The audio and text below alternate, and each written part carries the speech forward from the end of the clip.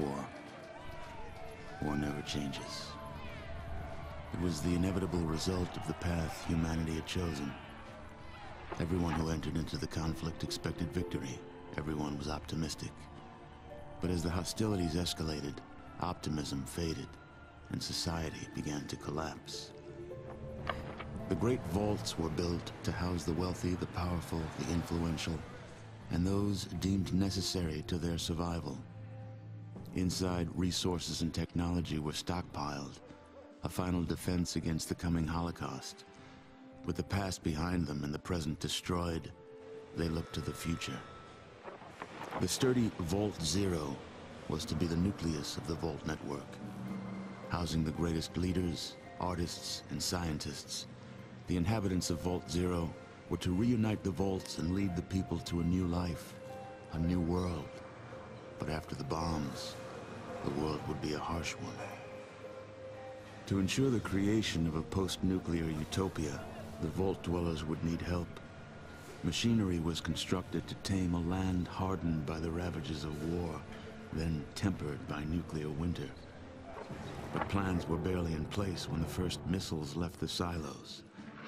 During the destruction, communication between the vaults ceased. Entire vaults were lost. Those that survived were on their own. Not all vaults succumbed to the machinations of war. On North America's west coast, one group of military vault dwellers emerged almost unscathed. They surveyed the wasteland and squared their shoulders for the task ahead. These dedicated survivors salvaged the technology from the vaults, technology that was studied, replicated, and fiercely guarded. For they knew that while their power came from numbers, their future lay in scientific knowledge. In time, they formed the Brotherhood of Steel.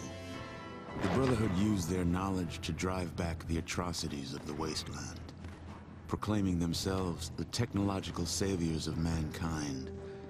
They scoured the land in search of more technology, raiding mutant camps, bandit towns, and the broken remains of other vaults. But even they could not keep pace with the high tolls demanded by life in the wasteland. The Brotherhood found themselves at odds with their need for new blood versus their code of technological secrecy.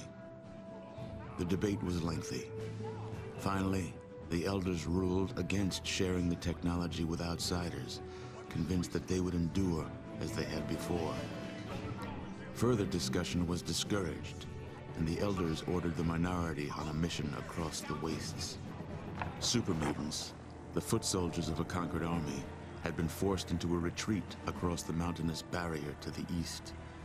The Brotherhood constructed airships and dispatched the minority to track down and assess the extent of the remaining super mutant threat. But disaster struck while crossing the Great Mountains. A great storm gripped the main airship and flung it far from its course. The mighty ship was badly damaged. The smaller sections were torn from the main craft, never to be seen again. Many of the expedition's leaders were lost to the winds. The fraction of the crew that still survived struggled to keep their ship aloft before finally crashing on the outskirts of a once thriving metropolis, a city once called Chicago. Broken, scattered, and scarred, they took stock of the situation and once again squared their shoulders to the task ahead. The Brotherhood had much to offer the surrounding villages. They traded advanced medicines in exchange for food and labor. They traded protection from bandits in exchange for new recruits. In time, their ranks began to swell.